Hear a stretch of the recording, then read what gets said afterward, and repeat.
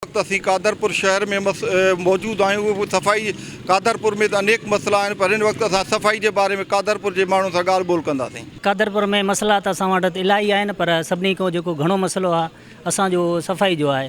सफ़ाई छोतरा हिते आहे कोन बिल्कुलु। बजट बि असांजी हिन यूसी जी जेका 5 लख आहे, पर उहा अलाए काॾे वञे थी। ऐं जेॾी महिल बरसाति थिए थी त असांजो शहर जेको आहे हिकिड़ी दरिया जो ॾेख ॾिए थो, तमामु हिते माना पाणी बीहजी वञे थो। 8 ॾींहं पाणी सुके नथो। उनखे अलावा असांजो जेको ड्रेनेज जो सिस्टम आहे उहो बिल्कुलु नाकार आहे, इहे सम्झ। ऐं असांजो जेके नालियूं नी इहे बिल्कुलु ईअं सम्झ पूरजी वञे थियूं। महीने 2 महीननि खां पोइ खाटी थिए थी त सफ़ाई थिए ई नथी, तो इंतिज़ामिया कमु ई नथी करे। जमादार कुल 3-4 आहिनि जंहिंखे ॾियारी ते बीहारियो वियो आहे। हितो बजट अचे थी, साईं खादियूं वञनि था।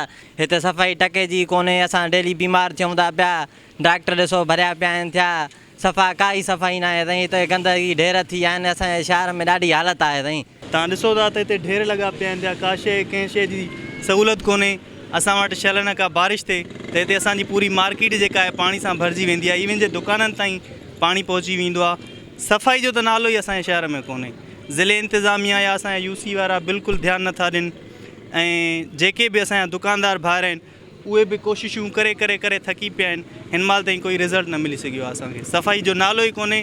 दुकाननि जे जेको असांजो आहिनि पंहिंजा दुकाननि वारा, उहे गंद किचिरो हिते सटाइनि था या विच ते खणण वारो कोई बि कोन्हे। साईं कादरपुर में असल में सफ़ाई बिल्कुल कंहिं भी क़िस्म जी कोन्हे। इन सफ़ाई जे न करण जे करे मलेरिया काफ़ी वधियो आहे, गंदो पाणी काफ़ी वधियो आहे, नालियूं उथलनि थियूं, का सफ़ाई कोन्हे। इन जे करे काफ़ी मसला थियनि था, बीमारियूं थियनि थियूं। सफ़ाई जे बारे में कादरपुर जी आवाम सां ॻाल्हि ॿोल थी। कैमरामैन रियाज़ हुसैन सूमरो सां गॾु शाहनवाज़ सूमरो, टाइम न्यूज़ कादरपुर।